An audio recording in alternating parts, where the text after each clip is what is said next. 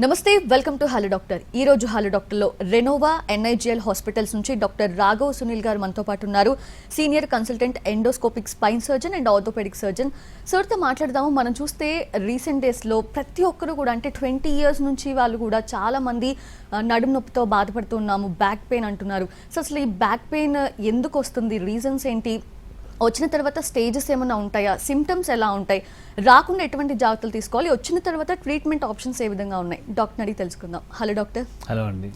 Doctor, ఒకప్పుడు అంటే నడుము నొప్పి, మోకాలు నొప్పులు ఇవంటే ఎవరో ముసలోళ్ళ పెద్దోళ్ళకి పెద్ద అయిపోయిన తర్వాత ఒక 50 సంవత్సరాలు దాటాక వచ్చేది అనేవాళ్ళు. కానీ ఇప్పుడు 20 years 25 years నుంచే బ్యాక్ పెయిన్ చెప్తున్నారు. ఆ కంప్లైంట్ ఎందుకు డాక్టర్? అసలు చిన్న కరెక్షన్ అండి, 20-25 కూడా కాదు, ఇంకా చిన్న వయసు. ఈరోజే ఒక 16 ఏళ్ళ అబ్బాయికి ఆపరేట్ చేసి వచ్చాను ఇప్పుడే జస్ట్. సో వెన్నెముక సమస్యలు ఎవరికైనా రావచ్చండి. కొన్ని పుట్టుకతో ఉంటాయి, జెనెటిక్ అంటే పుట్టుక మన తల్లి కడుపులో ఉన్నప్పటి నుంచి కొన్ని ప్రాబ్లమ్స్ కొంతమందికి ఉంటాయి.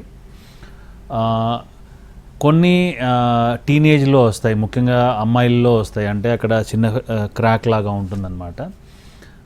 కొంతమందికి, చాలామందికి సింహభాగం మీరు చెప్పినట్టు 20-25 సంవత్సరాల నుంచి స్టార్ట్ అవుతుంది. ఎందుకంటే ఆ టైంలో మనం ఎక్కువగా జాబ్ పైన కానీ స్టడీస్ పైన కానీ ఎక్కువగా ఫోకస్ చేస్తూ ఎక్కువ కూర్చొని పనిచేయటము, ఎక్కువ కూర్చొని చదువుతూ ఉంటాం. దానివల్ల నడుముల పైన మెడల పైన కొంత ఎక్కువ ఒత్తిడి పడి ఆ టైం నుంచి కొంత చాలామందిలో మనము మెడ నొప్పులు, నడుము నొప్పులు చూస్తూ ఉంటాము. నడుము నొప్పిలో సింహభాగం అరుగుదల వల్ల వస్తుంది. అంటే 100లో 70 నుంచి 80% మందికి నడుములకు సంబంధించిన ఇబ్బందులు ఏవైతే వస్తాయో అవి అరుగుదల వల్ల వస్తాయి. కొంతమందికి ఇన్ఫెక్షన్ వల్ల రావచ్చు. క్షయవ్యాధి ఊపిరితిత్తుల తర్వాత వెన్నెముకలో కామన్గా వస్తూ ఉంటుంది.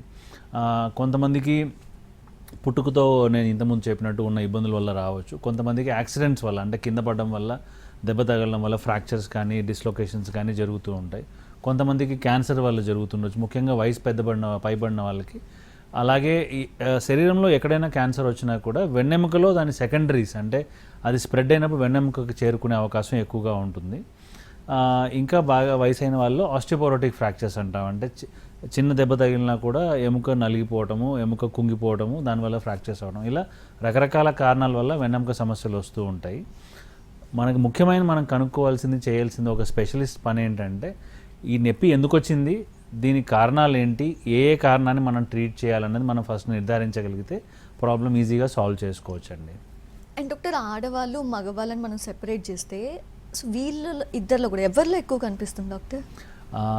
ఇందులో సమానత్వం ఉందండి. ఖచ్చితంగా ఇద్దరికి సమానంగా వస్తాయి. కాకపోతే కొంతమందికి, అంటే కొన్నిసార్లు ఆడవాళ్ళలో ఈ పార్స్ ఫ్రాక్చర్స్ ఎక్కువగా చూస్తూ ఉంటాం. ఎందుకంటే వారికి జెనెటిక్గా ఆ ఏరియాలో ఆ ఇబ్బంది వచ్చే అవకాశం ఎక్కువగా ఉంటుంది. కొంత ఆస్టియోపోరోసిస్, ఎముక డొల్లపడిపోవడం వల్ల వచ్చే ఇబ్బంది ఏదైతే ఉందో, అంటే ఆస్టియోపోరోసిస్ అనేది కొంచెం ఆడవారిలో ఎక్కువ చూస్తాం హార్మోనల్ ఇంబ్యాలెన్సెస్ వల్ల. బట్ మగవాళ్ళలో అరుగుదల వల్ల జరిగే ప్రాబ్లమ్స్ కొంచెం ఎక్కువగా ఉండొచ్చు, బహుశా బరువు పనులు చేయటం వల్ల అవ్వచ్చు. సో దాదాపుగా సమానంగానే ఉంటుంది, కానీ కొన్ని చిన్న మైనర్ డిఫరెన్సెసే ఉంటాయండి. అండ్ డాక్టర్, వెన్నెముక సమస్యల్లో దశలు ఉంటాయా, స్టేజెస్ లాగా ఉంటాయా? సో అరుగుదల వల్ల వచ్చే వెన్నెముక సమస్యల్లో ప్రధానంగా దశల గురించి నేను ప్రతిసారి మాట్లాడతాను, ఎందుకంటే పేషెంట్స్కి అది అర్థం అవుతుంది. సో మొదటి దశలో ఎలా ఉంటుంది అంటే, మనం ఏదైనా పని చేసినప్పుడు, అంటే అలవాటు మించి పని చేసినప్పుడు ఇబ్బంది అనిపించడం, అంటే మెడ నొప్పో నడుము నొప్పో రావటం, రెస్ట్ తీసుకుంటే తగ్గిపోవటం. రెండవ దశలో మనం రోజు రెగ్యులర్గా చేసే పనులు చేసినా కూడా ఇబ్బంది అనిపించడం, రెస్ట్ తీసుకున్నా ఒక్కొక్కసారి తగ్గకపోవటము, మందులు వాడాల్సి రావడం జరుగుతూ ఉంటుంది. మూడవ దశలో ఒకవేళ మెడలో అయితే మెడలోని చేతికి వచ్చే నరం టచ్ అవ్వడం వల్ల కానీ, దానిపైన రాపిడి పడడం వల్ల కానీ, నడుములో అయితే నడుములో నుంచి కాల్లోకి వచ్చే నరం రాపిడి అవ్వడం వల్ల కానీ, మెడ నొప్పితో పాటు చేతిలో ఇబ్బంది, నడుము నొప్పితో పాటు కాల్లో ఇబ్బంది, ఇలాంటివి చూస్తూ ఉంటామండి. ఇదే 4వ దశలో ఎలా ఉంటుందంటే, ఆ నరం అన్నది నలిగిపోయినప్పుడు, అదే మెడలో జరిగితే చేతిలో శక్తి తగ్గడం, చేయి పలచబడిపోవటము, కాల్లో జరిగితే కాల్లో శక్తి తగ్గడం, నడుస్తుంటే మనకు పాదంలో శక్తి తగ్గినట్టు ఉండటము. ఇంకా 5వ దశలో బాగా నరం నలిగిపోతే కాళ్ళలో అలా జరిగితే కాళ్ళు పడిపోవటము, అంటే నడుములో జరిగితే కాళ్ళు పడిపోవటము, మూత్రం మోషన్ కంట్రోల్ తప్పడము, మెడలో జరిగితే కాళ్ళు చేతులు పడిపోవడం కూడా జరిగే అవకాశం ఉంటుందండి. Yes, we have a call. Doctor Yadagiri గారు నల్గొండ నుంచి. నమస్తే అండి యాదగిరి గారు. డాక్టర్ గారు ఉన్నారు, మాట్లాడొచ్చు. మీ సమస్య ఏంటో చెప్పండి. హలో మేడం, డాక్టర్ గారితో మాట్లాడండి. నమస్తే, చెప్పండి సార్. నా పేరు యాదగిరి సార్, నేను నల్గొండ నుంచి మాట్లాడుతున్నా. చెప్పండి సార్, నాకు యాక్సిడెంట్ అయింది సార్. యాక్సిడెంట్ లో స్పైన్ ఇంజరీ అయింది సార్. ఎప్పుడు జరిగిందండి? 11 years అయింది సార్. ఓకే. సో ఇప్పుడు నడుస్తున్నారా మీరు? లేదు sir, complete bed ridden sir. So వెన్నుపూస అన్నది చాలా సున్నితమైన నరం అండి. అది దెబ్బ తగిలినప్పుడు కానీ లేదంటే డిస్క్ సమస్యల వల్ల కానీ ఆ నరం అన్నది నలిగి నరం డ్యామేజ్ అయిపోతే నరం రికవర్ అయ్యే అవకాశం చాలా తక్కువ. సో మనం చూడాల్సింది ఏంటంటే మీకు యాక్సిడెంట్ జరిగినప్పుడు నరం ఎంత డ్యామేజ్ జరిగింది, ఆ నరం ఇంకా ఏమైనా కంటిన్యూస్గా ఉందా, కంటిన్యూటీ ఏమైనా ఉందా, ఇవన్నీ చూసుకోవాలి. బట్ జనరల్గా ఒకసారి వెన్నుపూస ఫ్రాక్చర్ జరిగిన తర్వాత ఏమైనా ఇంప్రూవ్మెంట్ వస్తే 1-2 సంవత్సరాల్లో రావాలి. అది దాటిన తర్వాత మళ్ళీ అది తిరిగి వచ్చే అవకాశం చాలా తక్కువ అండి. సార్ ట్రీట్మెంట్ రాలేదా సార్ దీనికి ఇంతవరకు? లేదండి, ప్రూవెన్ ట్రీట్మెంట్స్ ఏమీ రాలేవు. చాలా స్కామ్ ట్రీట్మెంట్స్ నడుస్తున్నాయి కానీ ప్రూవెన్గా ట్రీట్మెంట్స్ రాలేదని. అంటే మీరు మైకెల్ షూమాకర్ అని ఫార్ములా 1 రేసింగ్ ఛాంపియన్, ఆయనకు మెడలో ఫ్రాక్చర్ జరిగి ఆయన ఇంకా ఇప్పుడు బెడ్లో ఉన్నాడు. అంటే ఆయన గురించి ఎందుకు చెప్తున్నానంటే ప్రపంచంలో ఆయన దగ్గర లేని డబ్బు లేదు, ఆయనకు అందుబాటులో లేని టెక్నాలజీ లేదు, ఇంకా ఈరోజు ఆయన కూడా బెడ్లోనే ఉన్నాడు. ఓకే. అండ్ డాక్టర్ ఇప్పుడు ఇంతకుముందు చెప్పారు స్టేజెస్లా ఉంటుందని చెప్పి. సో అంటే స్టేజ్ని బట్టి పేషెంట్ కండిషన్ని బట్టి ట్రీట్మెంట్ ఉంటుందా, ఎలా ఉంటుంది డాక్టర్స్లో? అవునండి. సో చాలామంది పేషెంట్స్ ఓపీడీకి వచ్చిన తర్వాత మా పక్కింటి ఆవిడకి ఈ విధమైన నొప్పి వచ్చింది కాబట్టి ఆమె ఈ మందులు వాడింది, నేను అడిగి ఈ మందులు వాడాను, నాకు తగ్గలేదు, లేకపోతే ఇట్లా కంపారిజన్ అంటే పక్కవాడితో కంపేర్ చేసుకుంటారు. మీ నడుము నొప్పి మీ పక్కవాడి నడుము నొప్పి ఒకటి కాదు. ఈవెన్ మీ అన్నదమ్ములు కానీ తల్లి బిడ్డలు కానీ. ఎందుకంటే నడుము నొప్పి అన్నది ఒక్కొక్క మనిషికి ఒక్కొక్క కారణం వల్ల రావచ్చు. కొన్నిసార్లు 2-3 కారణాలు కలిసి రావచ్చు. అంటే కండ బెనకడం వల్ల రావచ్చు, డిస్క్ చిరగడం వల్ల రావచ్చు, జాయింట్స్లో ప్రాబ్లం వల్ల రావచ్చు, నరాల ఇబ్బంది వల్ల రావచ్చు, ఇన్ఫెక్షన్ వల్ల రావచ్చు, అది కొంచెం ఇది కొంచెం కలిపి రావచ్చు. సో ఫస్ట్ మనం చూడాల్సింది ఏంటంటే ఒక పేషెంట్ హాస్పిటల్కి వచ్చినప్పుడు పేషెంట్ చెప్పిన ప్రాబ్లమ్స్ వింటాం ఫస్ట్. అంటే ఏం ఇబ్బంది ఉందండి, మీకు ఏం చేస్తే పెరుగుతుంది, ఏం చేస్తే తగ్గుతుంది, పొద్దున్న లేచినప్పుడు ఎట్లా ఉంటుంది, దాని తర్వాత మీరు ఇప్పటిదాకా ఏం ట్రీట్మెంట్ తీసుకున్నారని ఇవన్నీ విన్న తర్వాత మనకు ఒక అవగాహన వస్తుంది. దాని తర్వాత పేషెంట్ని పరీక్ష చేసి చూస్తామంటే చేయి పెట్టి ఎక్కడ ఏమైనా ఇబ్బంది ఉందా, ఏం చేస్తే పెరుగుతుంది, ఏం చేస్తే తగ్గుతుంది, కాళ్ళలో బలం ఎలా ఉంది, చేతుల్లో బలం ఎలా ఉంది, ఇది చూసిన తర్వాత పేషెంట్ మనము కొన్ని పరీక్షలు చేయాల్సిన అవసరం రావచ్చు. ఎముకలు ఉండాల్సిన చోట ఉన్నాయా, ముందుకెనక్కి ఏమైనా కదిలాయా అని ఏమైనా డౌట్ ఉంటే ఎక్స్రే తీస్తాం. ఎక్స్రేలో మనకు ఎముకలు ఉండాల్సిన చోట ఉన్నాయా, ముందుకెనక్కి ఏమైనా కదిలిపోయా అన్నది అర్థమవుతుంది. ఎంఆర్ఐ అన్నది మనకు ఒకవేళ నరాలపైన ఏమైనా ఒత్తిడి పడుతుందా, లేదంటే నరం ఏమైనా నలిగే పరిస్థితి ఏర్పడుతుందా, జాయింట్స్ ఏమైనా వాచిపోయి ఉన్నాయా, లేదంటే పేషెంట్కి విపరీతమైన నొప్పి, అంటే ఒకసారి వచ్చినప్పుడు పేషెంట్ లిటరల్గా ఏడ్చుకుంటూ వస్తారంటే నడవలేని పరిస్థితి, కూర్చోలేని పరిస్థితి అలా ఉన్నా, లేదంటే చాలా నెలల తరబడి, అంటే ఎవరికైనా కూడా 6 వారాలు దాటిన తర్వాత కూడా నడుము నొప్పి కానీ మెడ నొప్పి కానీ ఇబ్బంది పెడుతూ ఉంటే ఖచ్చితంగా ఎంఆర్ఐ తీసి చూడాలి. అన్ఫార్చునేట్లీ ఇలా టెస్ట్ చేసినప్పుడు మనకు చాలా వేరే ప్రాబ్లమ్స్, అంటే ఇంకా చెడ్డ ప్రాబ్లమ్స్ కూడా బయటపడుతూ ఉంటాయి. కాబట్టి మనం ఖచ్చితంగా ఇన్వెస్టిగేషన్ అన్నది అవసరమైనప్పుడు ఖచ్చితంగా చేయాలండి. ఇలా చేసిన తర్వాత మనకు ఒక పిక్చర్ ఏర్పడుతుంది. అంటే పేషెంట్కి ఉన్న ఇబ్బంది 1, 2, 3, 4 దశల్లో ఉంది. సో అట్లాగే మనకి టెస్ట్లో ఇవి ఉన్నాయి కాబట్టి వీరికి బెస్ట్ ట్రీట్మెంట్ ఏంటి అనేది మనకు ఐడియా వస్తుంది. చూసాయగా చెప్పాలి అంటే మొదటి దశలో జనరల్గా పేషెంట్ డాక్టర్ దగ్గర రాడు. అంటే పేషెంట్కి రెస్ట్ తీసుకుంటే నొప్పి తగ్గిపోతుందంటే డాక్టర్ దగ్గరికి వచ్చే సంస్కృతి అయితే మన దగ్గర లేదు. సో జనరల్గా 2వ దశ 3వ దశలో వస్తారు. సో 2వ దశలో ఉన్నప్పుడు మనం ఒకసారి పేషెంట్ని ఎగ్జామిన్ చేసి చూసి ఎక్స్రేలో పెద్దగా ప్రాబ్లం లేదని మనం నిర్ధారిస్తే వీరికి ఎక్సర్సైజెస్ అండ్ కొన్ని విటమిన్స్ మినరల్స్ లాంటి మందులు వాడి వీరి ప్రాబ్లం సాల్వ్ అయిపోతుంది. 3వ దశలో మనము ఎంఆర్ఐ తీయాల్సిన అవసరం ఉంటుంది. ఎందుకంటే నరం నలిగే పరిస్థితి ఏర్పడుతుంది అక్కడ. సో నరం పైన కానీ మరీ ఎక్కువగా ఒత్తిడి లేదు అంటే వీరికి కొన్ని స్పెషల్ మందులు వాడి అలాగే కొన్ని ఎక్సర్సైజ్ చేస్తే వీరి ప్రాబ్లం సాల్వ్ అయ్యే అవకాశం ఉంది. కొంతమందికి ఇంజెక్షన్ చేయాల్సి రావచ్చు. అంటే ఎక్కడైతే నరం ఇరిటేట్ అవుతుందో క్యాత్ ల్యాబ్లో చూసుకుంటూ కరెక్ట్గా ఆ పాయింట్కి టార్గెట్కి వెళ్ళి మందు వేసి వీరికి ఉన్న ఇబ్బందిని మనం సాల్వ్ చేయొచ్చు. కొంతమందికి ఎవరికైతే నరం తీవ్రంగా నలుగుతూ ఉందో, నరం డ్యామేజ్ అయ్యే పరిస్థితి ఏర్పడుతుందో, లేదంటే ఆల్రెడీ కాళ్ళలో వీక్నెస్ వచ్చేస్తుందో లేదా చేతుల్లో వీక్నెస్ వచ్చేస్తుందో వీరికి సర్జరీ అవసరం పడవచ్చు. ఇలాంటి వారికి మనం ఇప్పుడు కీహోల్ ద్వారా ఎండోస్కోపిక్ సర్జరీ, అంటే చిన్న రంధ్రంలో రక్తం స్రావం లేకుండా, అంటే బ్లడ్ లాస్ లేకుండా, రక్తం ఎక్కించాల్సిన అవసరం లేకుండా ఫాస్ట్గా రికవర్ అయ్యే విధంగా, అలాగే పూర్తిగా రికవర్ అయ్యే విధంగా. ఎందుకంటే నార్మల్ స్ట్రక్చర్స్ ఏది డిస్టర్బ్ చేయకుండా, అంటే నడుములో ఉన్న నార్మల్ కండరాలని కానీ ఎముకల్ని కానీ జాయింట్స్ని కానీ డిస్టర్బ్ చేయకుండా డ్యామేజ్ చేయకుండా మనం కీహోల్ ద్వారా ఎండోస్కోపీ ద్వారా టార్గెట్కి వెళ్ళి ఆ నరం పైన మనం ఒత్తిడిని తొలగించినట్టయితే వీరి ప్రాబ్లం కంప్లీట్గా సాల్వ్ అయ్యే అవకాశం ఉంటుంది. అండ్ డాక్టర్, కొంతమందిలో నేను విన్నది ఏంటంటే వాళ్ళకు ఉండే ప్రాబ్లం ఒకటి ఉంటుంది, సిమ్టమ్స్ వేరేలా అనిపిస్తూ ఉంటాయి అని చెప్పి. సో చాలా మంది మీరు ఇందాక అన్నట్లు పక్కింటి ఈవిడికి ఒకే నొప్పి ఉండటం వల్ల ఒకే ట్రీట్మెంట్ తీసుకుంటారు, కానీ కారణం ఒకటే ఉండదు కదా డాక్టర్. ఒక్కొక్కసారి మీకున్న ఇబ్బందికి మీ ఎంఆర్ఐ కూడా మ్యాచ్ అవ్వదు. సో మనం ఎంఆర్ఐని ట్రీట్ చేయం, ఎంఆర్ఐ కన్ఫర్మ్ చేసుకోవడానికి మాత్రమే ట్రీట్ చేయాల్సింది పేషెంట్ని. అంటే మీకు కొంతమంది పేషెంట్స్ ఎట్లా ఉంటారంటే పేషెంట్కి ఒక ప్రాబ్లం ఉంటుంది, మనకు మనసులో అది L5S1 ప్రాబ్లం అన్నది నాకు క్లినికల్గా అర్థమైంది. ఎంఆర్ఐ తీసినప్పుడు L3-4లో L5S1లో ఇంకో 2-3 చోట్ల ప్రాబ్లం ఉంటుంది. పేషెంట్కి ఏం చెప్తామంటే మీకు ఈరోజు ఇబ్బంది L5S1లో ఉందండి, మిగతా చోట్ల అవసరం లేదు, ప్రస్తుతానికి ఇది సాల్వ్ చేస్తాము సర్జరీ ద్వారా ఎండోస్కోపీ ద్వారా. అంటే కొంతమంది అర్థం చేసుకుంటారు, కొంతమంది ఏమంటే ఆ పైన ఉన్న 4-5 కూడా అన్నీ ఈరోజే సాల్వ్ అయిపోవాలని కొంత తెలియక అడుగుతూ ఉంటారు. మన స్పైన్లో ప్రొఫైలాక్టిక్ సర్జరీ అంటే రేపు పొద్దున వచ్చే ప్రాబ్లంకి ఈరోజు సర్జరీ చేసే ప్రాసెస్ ఉండదండి. ఎందుకంటే మనము కొన్ని ప్రాబ్లమ్స్ ఎక్సర్సైజ్ చేసి సాల్వ్ చేసుకోవచ్చు, అనవసరంగా సర్జరీ చేయకూడదు. మనకు నరం పైన ఒత్తిడి పడే ప్రమాదం ఉంది, నరం డ్యామేజ్ అయ్యే పరిస్థితి ఉంది, లేదంటే ఆ ఉన్న ఇబ్బంది వల్ల మనకు చాలా కష్టంగా ఉంది, మన పనులు మనం చేసుకోలేకపోతున్నాము, మన పరిధి మనం తిరిగే పరిధి తగ్గిపోతూ ఉంది అన్నప్పుడు ఖచ్చితంగా దాన్ని సాల్వ్ చేయాలి. కానీ అనవసరంగా మనం ఆల్రెడీ హాస్పిటల్లో ఉన్నాం కాబట్టి ఆ సర్జరీ కూడా చేసేయండి అంటాం కరెక్ట్ అప్రోచ్ కాదు. ఎందుకంటే అనవసరమైన సర్జరీ చేయకూడదు, అవసరమైన సర్జరీ తప్పకుండా చేయాలి. Yes. And doctor, lumbar canal stenosis అనేది కూడా వింటూ ఉన్నాం, అంటే ఏంటి? లంబార్ కెనాల్ స్టెనోసిస్ అనేది ఒక రకమైన ఎపిడమిక్ అని చెప్పాలండి ఇప్పుడున్న పరిస్థితుల్లో. ఎందుకు అంటే ఇది జనరల్గా ఒక వయసు అయిన తర్వాత స్టార్ట్ అవుతుంది.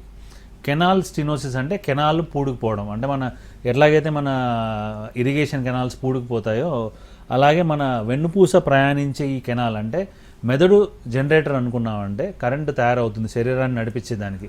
ఆ కరెంట్ అంతా వెన్నుపూస ద్వారా శరీరంలోకి వస్తుంది. ఆ వెన్నుపూస వెళ్ళే కెనాల్ ఒకటి ఉంటుంది, అంటే దాన్ని కాపాడేదానికి, వెన్నుపూసని కాపాడేదానికి వెన్నెముక ఉంది. ఆ వెన్నెముకలో ఉన్న కెనాల్ని మనం లంబార్ కెనాల్, మెడలో అయితే సర్వైకల్ కెనాల్ అంటాము, నడుములో అయితే లంబార్ కెనాల్ అంటాం.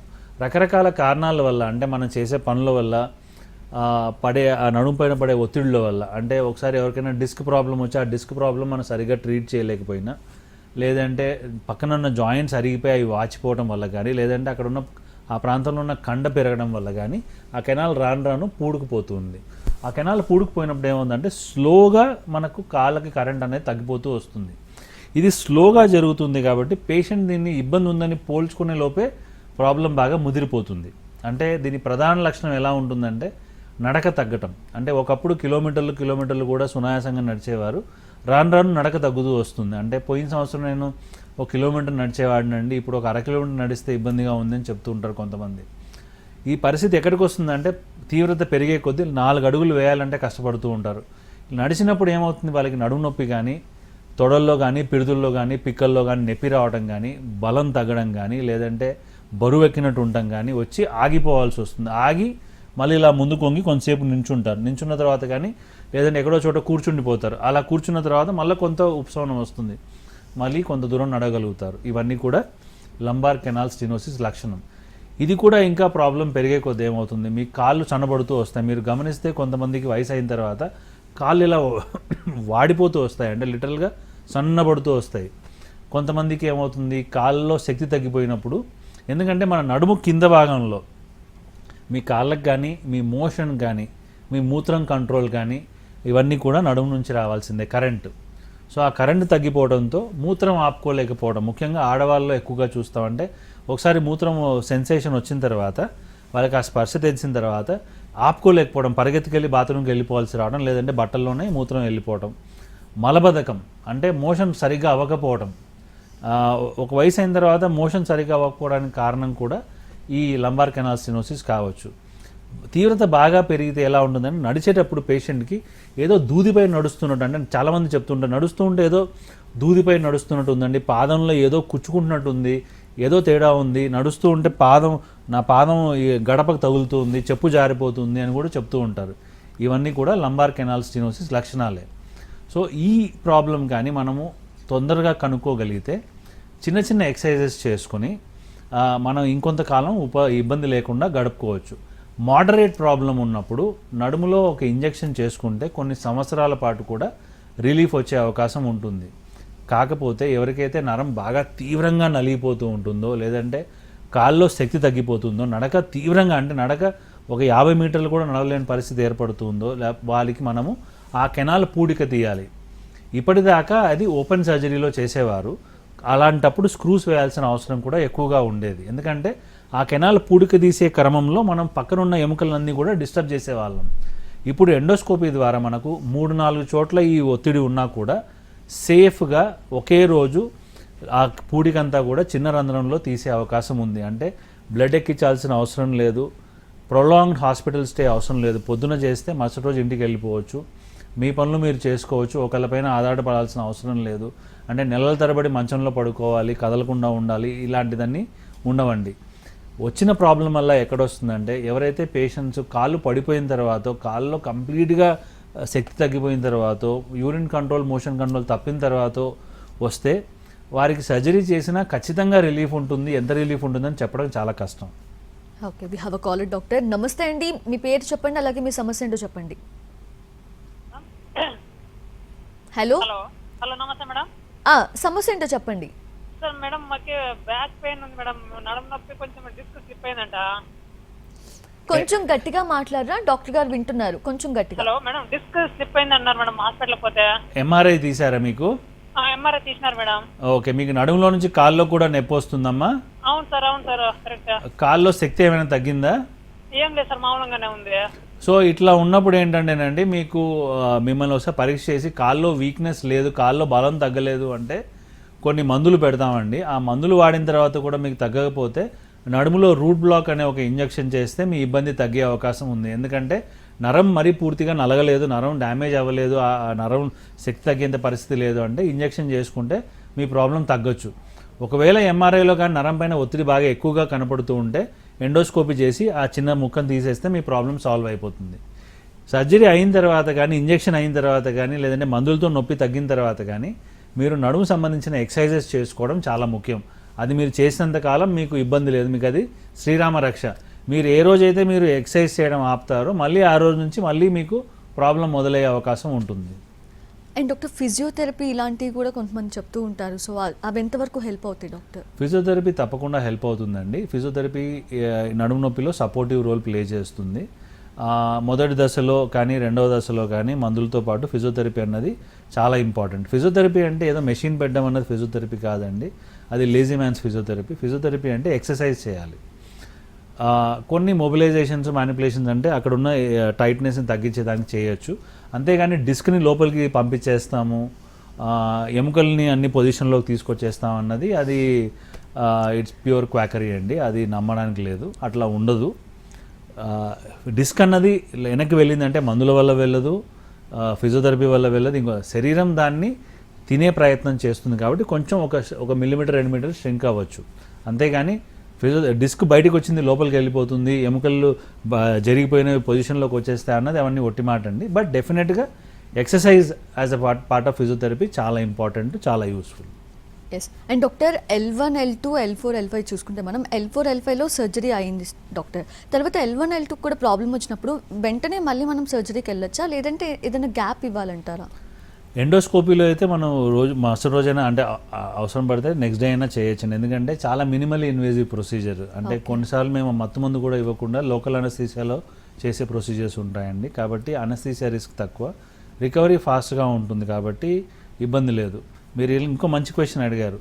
కొంతమందికి ఆల్రెడీ ఓపెన్ సర్జరీ కానీ ఎండోస్కోపిక్ సర్జరీ కానీ ఎక్కడో అయి ఉండొచ్చు, వారికి మళ్ళీ ఏమైనా ఇబ్బంది వస్తే మళ్ళీ రివిజన్ సర్జరీ కూడా ఎండోస్కోపీలో సేఫ్గా చేయొచ్చు. ముఖ్యంగా ఓపెన్ సర్జరీ అయ్యి ఆ సర్జరీలో సరిగ్గా రిజల్ట్ రాకపోయి మనకి ఎంఆర్ఐలో మళ్ళీ ఇంకా ఏదో కనపడుతుందన్న వారికి కూడా ఎండోస్కోపీ ద్వారా మనము సేఫ్గా సర్జరీ చేసి వారికి మంచి రిజల్ట్ ఇవ్వచ్చండి. ఎస్. అండ్ డాక్టర్ చాలా మందికి కొన్ని మిత్స్ అనేది ఎక్కువగా ఉంటున్నాయి. ఇన్ఫాక్ట్ మీ దగ్గరకు వచ్చి ఎంతో మంది డౌట్స్ అడిగే ఉంటారు. సో వెన్నుముక సమస్యలపై ఉన్న అపోహలు ఏం చెప్తారు డాక్టర్?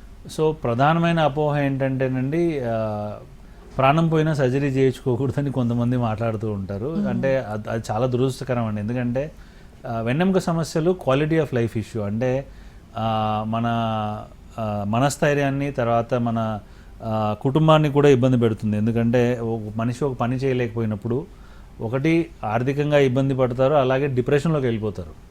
నేను ఈ వయసులోనే ఈ పని చేయలేకపోతున్నాను, నా పరిస్థితి ఏంటి అని చాలామంది నా దగ్గర వచ్చి మాట్లాడుతూ ఉంటారు. అంటే నేను ఇప్పుడే ఈ చిన్న వయసులోనే నాకు ఇప్పుడు ఇంత ఇబ్బంది ఉంటే నేను ఏమైపోవాలి, నేను పెళ్లి చేసుకోవాలా లేదా, లేకపోతే నాకు ఆ అమ్మాయిలు అయితే నేను పిల్లలు రేపొద్దున పిల్లలు పుడితే పరిస్థితి ఏంటి అని.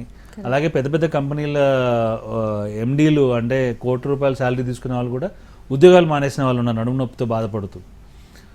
డెఫినెట్గా ఎవరికైతే సర్జరీ చేయాల్సిన ఇబ్బంది ఉంటుందో దానివల్ల మనకు డెఫినెట్గా బెనిఫిట్ కనపడుతుందో అవసరమైనప్పుడు సర్జరీ చేయాలి. ఆ సర్జరీ కూడా తక్కువ కోతలో సేఫ్గా ఇప్పుడు మనకున్న టెక్నాలజీతో మనం చేసుకోవచ్చు.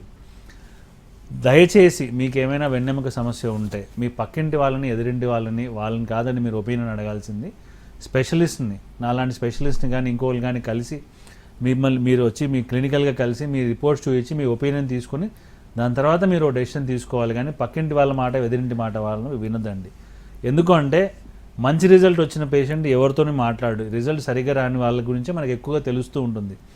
ఇందులో కూడా సింహభాగము ప్రధానంగా ఆల్రెడీ నరాలు బాగా డ్యామేజ్ అయిపోయి భయానికో ఇంకో దానికో కాళ్ళు పడిపోయేదాకో చేతులు పడిపోయేదాకో వెయిట్ చేసి దాని తర్వాత సర్జరీకి వచ్చిన వాళ్ళలోనే ఇలాంటి బ్యాడ్ రిజల్ట్స్ ఎక్కువగా చూస్తాం. నార్మల్గా మన కరెక్ట్ టైంలో సర్జరీ చేసుకుంటే బ్రహ్మాండమైన రిజల్ట్స్ ఉన్నాయండి. ముఖ్యంగా ఎండోస్కోపీతో ఎక్సలెంట్ రిజల్ట్స్ ఉన్నాయి. ఈవెన్ ఆల్రెడీ కాళ్ళు పడిపోయిన వాళ్ళలో కూడా మనం ఎంత తొందరగా ఆ నరం పైన ఒత్తిడి తీయగలిగితే వారికి రికవర్ అయ్యే అవకాశం ఉంటుంది. మనము అవకాశం ఇవ్వాలి. ఎందుకంటే నరము కంప్లీట్గా కట్ అయిపోయింది అంటే అది వేరే విషయం. ఎంతో కొంత కరెంట్ పాస్ అవుతూ ఉందన్నప్పుడు దాన్ని మనం దాని మీద తొందరగా మనం ఒత్తిడి తీసేసి నరాన్ని రికవర్ అయ్యే మనము టైం ఇవ్వగలిగితే వారికి బెనిఫిట్ ఉంటుంది.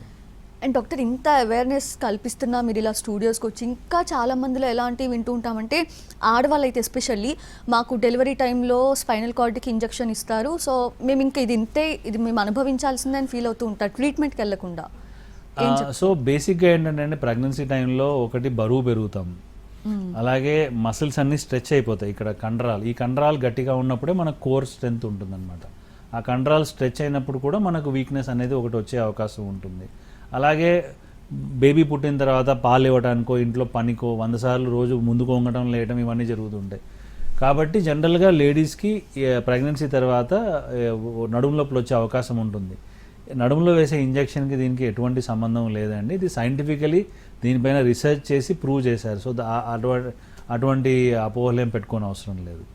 అలాగే ఒక చిన్న మాట, నేను ఈ నెల 10వ తారీఖు వచ్చే గురువారం రోజున కర్నూలులో అందుబాటులో ఉంటాను. సో ఎవరైనా చుట్టుపక్కల ఊర్లో వాళ్ళు కర్నూలులో వచ్చి నన్ను కలవాలనుకుంటే అక్కడ స్క్రీన్ పైన కనపడే నంబర్కి కాల్ చేస్తే నా అపాయింట్మెంట్ ఇస్తారండి. ఎస్, ఇంకో కాల్ ఉన్నారు డాక్టర్ యేసురత్నం గారు వైజాగ్ నుంచి. నమస్తే అండి యేసురత్నం గారు, మీ సమస్య ఏంటో చెప్పండి డాక్టర్ గారికి. నాకు C3 C4 అరిగిపోయినాయి మేడం మెడ దగ్గర. మీ ఇబ్బంది ఏముంది చెప్పండి. నాకు స్పాండిలైటిస్ అండి, తర్వాత L4 L5 అయిపోయింది, బ్యాక్ పెయిన్ అండి. మీకు ఇప్పుడు మెడ నొప్పి ఉందా, నడుము నొప్పి ఉందా, ఇంకేమైనా ఉందా? రెండు ఉన్నాయి సార్, బ్యాక్ పెయిన్ నడుము నొప్పి రెండు ఉన్నాయి సార్. అవునులేండి. ఇప్పుడు మీకు ఎక్కువ ఇబ్బంది ఏది ఉందండి? సార్ స్పాండిలైటిస్ కి ఆపరేషన్ చేశారు సార్, C3 C4 దగ్గర ఆపరేషన్ చేశారు సార్, కంట్రోల్ బిగబట్టేసినాయి సార్ నాకు. ఓకే. తర్వాత L4 L5 కూడా నడుము నొప్పి వల్ల ఈ ఎడమ కాలు ఎడం చెయ్య లాగేస్తున్నాయి సార్. ఎడం కాలు మోకాల దగ్గర నుంచి ఎడం చెయ్య మోచేయ దగ్గర గుర్తు దగ్గర నుంచి లాగేస్తున్నాయండి నాకు. ఓకేనండి. సో ఇప్పుడు రీసెంట్గా మీరు తీసిన ఎంఆర్ఐలో నడుములో నరం పైన ఏమైనా ఒత్తిడి కనపడుతూ ఉందా? నాకు రీసెంట్ గా అంటే ఈ కంట్రోల్ బిగబట్టేసింది సార్ మెడ దగ్గర ఆపరేషన్ వల్ల. తర్వాత ఈ L4 L5 వల్ల ప్రెసెంట్ ఎడంకాలు మోకాల దగ్గర నుంచి బాధ వరకు లాగుతుంది. సో ఇట్లా ఎవరికైతే నడుములో నుంచి కాల్లోకి ఇబ్బంది ఉంటుందో వారిని ఒకసారి మనం పరీక్ష చేసిన తర్వాత నడుముది ఎక్స్రే అండ్ ఎంఆర్ఐ రెండు తీసి చూడాలండి. ఎక్స్రేలో ఎముకల పరిస్థితి తెలుస్తుంది, ఎంఆర్ఐలో నరాల పరిస్థితి తెలుస్తుంది. ఒకవేళ నరం పైన ఒత్తిడి కానీ మరీ ఎక్కువగా ఉంటే అది ఎండోస్కోపీ ద్వారా, ఈవెన్ ఎముకలు జారిపోయిన వారికి కూడా ఎండోస్కోపీ ద్వారా మనం సర్జరీ చేసి స్క్రూస్ కూడా వేసే టెక్నాలజీ ఇప్పుడు అందుబాటులో ఉందండి. ఇప్పుడు స్క్రూస్ వేయాల్సిన సర్జరీ కూడా మనము పూర్తిగా కోయనవసరం లేదు, చిన్న రంధ్రాల్లో ఎండోస్కోపీ ద్వారా చేసుకోవచ్చు. బట్ ఒకసారి ఆ ప్రాబ్లం అన్నది ఏ దశలో ఉందని మనం గుర్తిస్తే ఖచ్చితంగా సాల్వ్ చేయొచ్చు. ఇంకొక కాల్ ఉన్నారు డాక్టర్ ప్రదీప్ గారు హైదరాబాద్ నుంచి. నమస్తే అండి ప్రదీప్ గారు, డాక్టర్ గారితో మాట్లాడండి. Hello sir. నమస్తే, చెప్పండి. సార్ ఇది యాక్చువల్ గా 4 years బ్యాక్ నాకు ఇంట్లో జస్ట్ స్లిప్ అయ్యి కాల్ పక్కకి వెళ్ళిపోయి అది మెనిస్కస్ ఇంజురీ అయింది సార్. ఏమైంది meniscus tear meniscal tear. Okay, నాకు ఎగ్జాక్ట్లీ ఐడియా లేదు, బట్ ఆ మెడికల్ టర్మ్ మెనిస్కస్ టియర్ అన్నారు. కరెక్ట్. అప్పటి నుంచి చాలా మెడిసిన్స్ ఇచ్చారు. మెనిస్కల్ టేర్ మందులతో మానదండి, ఎందుకంటే మెనిస్కల్ టేర్ అంటే మోకాల్లో షాక్ అబ్జార్బర్స్ ఉంటాయండి జాయింట్లో, అది కాల్ ట్విస్ట్ అయినప్పుడు అది చిరిగే అవకాశం ఉంటుంది. అది మందులతో మానదండి, అది ఈధర్ రిపేర్ అన్న చేయాలి లేదంటే చిరిగిన ముక్కనన్నా తీసేయాలి. కొన్నిసార్లు మెనిస్కల్ టేర్ మనం ఇగ్నోర్ చేస్తే మోకాలు అరిగిపోయేదానికి అది దోహదపడుతుంది. అంటే తొందరగా చిన్న వయసులో ఆర్థరైటిస్ మోకాలు నొప్పులు వచ్చే అవకాశం ఉంటుంది, లేదంటే ఇన్స్టెబిలిటీ ఏర్పడుతుంది. మెనిస్కల్ టేర్ మందులతో హీల్ అవ్వదండి, ఈధర్ రిపేర్ అన్న చేయాలి లేదంటే చిరిగిన ముక్కనన్నా తీసేయాలి. సో ఈ సర్జరీ మన దగ్గర చేస్తూ ఉన్నాము. మీరు ఒకసారి వచ్చి కలవగలిగితే మీ రిపోర్ట్స్ తీసుకొని చూసి నెక్స్ట్ స్టెప్ తీసుకోవచ్చు. ఓకే, ఇంతకుముందు చెప్తూ కర్నూలు అవైలబుల్ ఉంటా అన్నారు డాక్టర్. సో తర్వాత ఫర్దర్ స్కెడ్యూల్ ఎలా ఉంది? కర్నూలు కాకుండా వైజాగ్ నుంచి సో ప్రస్తుతానికి నేను ప్రతి నెలకు 2వ గురువారం కర్నూలులో అందుబాటులో ఉంటానండి. మిగతా రోజులు వర్కింగ్ డేస్ అన్ని కూడా Renova NIGL hospital Banjara hills హైదరాబాద్లో అందుబాటులో ఉంటాను. ఓకే, అండ్ డాక్టర్ ఈ స్పైన్ ప్రాబ్లమ్స్ రాకుండా ఉండాలంటే ఎటువంటి జాగ్రత్తలు తీసుకోవాలంటారు? ప్రథమంగా బరువు కంట్రోల్లో పెట్టుకోవడం చాలా ఇంపార్టెంట్, నడుము సంబంధించి అయితే. అలాగే చిన్న చిన్న ఎక్సర్సైజెస్, అంటే ఎవరైతే నడుము పైన బరువు పడే పనులు చేస్తున్నారో, అంటే బరువు పడే పనులు అంటే కూలి పని చేస్తేనే కాదండి, ఇంట్లో గృహిణుల దగ్గర నుంచి ఎక్కువ ముందు కొంగటం లేయటం కావచ్చు, లేదంటే ఇప్పుడు జాబ్కి వెళ్ళేటప్పుడు మనము 1-2 గంటలు అన్నది హైదరాబాద్లో అయితే రోజు 2-3 గంటలు బైక్ పైన కార్లో రోడ్డు పైన స్పెండ్ చేయడం అనేది కామన్, ఇంకా అంటే అది నార్మల్, అంతకన్నా చాలా తక్కువ మంది ఉంటారు రోడ్డు పైన. స్టూడెంట్ అవ్వచ్చు, ఎక్కువసేపు కూర్చొని చదివేవాడు, సాఫ్ట్వేర్ ఉద్యోగం అవ్వచ్చు, బ్యాంక్ ఉద్యోగం అవ్వచ్చు, మీరు అవ్వచ్చు కూర్చొని చేసేవాళ్ళు. సో మనం అందరం కూడా నడుము సంబంధించి ఎక్సర్సైజెస్ రెగ్యులర్గా చేసుకోవాలి. ఇవి చాలా సింపుల్ ఎక్సర్సైజెస్ అండి. మన పైన మనం రోజు ఒక 15-20 నిమిషాలు పెట్టుబడి పెట్టుకుంటే డాక్టర్ అవసరం పడే అవకాశం బాగా తగ్గిపోతుంది. రెండవది మెడ సంబంధించి ఫోన్ వాడకం బాగా తగ్గించాలి. అంటే ఇలా తల ఉంచుకొని మనం ఫోన్ ఎక్కువ చూసినప్పుడు మెడ పైన చాలా ఒత్తిడి పడుతుంది. మనం ల్యాప్టాప్ కంప్యూటర్ పైన పనిచేసే వాళ్ళు అవ్వచ్చు, ఇవన్నీ కూడా మనం మెడ సంబంధించి కూడా ఎక్సర్సైజ్ చేసుకొని పోస్చర్ మెయింటైన్ చేయటము, రాంగ్ పోస్చర్స్లో కూర్చోకుండా ఉండటము, మన రెగ్యులర్ ఫిట్నెస్, ప్రోటీన్ ఇంటేక్, అంటే ప్రోటీన్ శాతం మనకు ఆహారంలో ఉంటే మన కండలో బలం బాగా ఉంటుంది. అలాగే విటమిన్ D, B12 ఇట్లాంటివన్నీ కూడా తక్కువ ఉంటాయి, వాడుతూ ఉంటాం. ఇలా చిన్న చిన్న జాగ్రత్తలు తీసుకుంటే వెన్నెముక సమస్యలు వచ్చే అవకాశం చాలా తీవ్రంగా తగ్గిపోతుంది. Thank you so much doctor Raghav Sunil garu. Thanks for all the awareness. ఎంతో మందికి నిజంగా అవేర్నెస్ రావాల్సిన, స్టిల్ ఇంకా రావాల్సిన ఒక ప్రాబ్లం ఇది ఖచ్చితంగా. Thank you doctor. Thank you so much. ఇది వాల్టి హలో డాక్టర్. నమస్తే.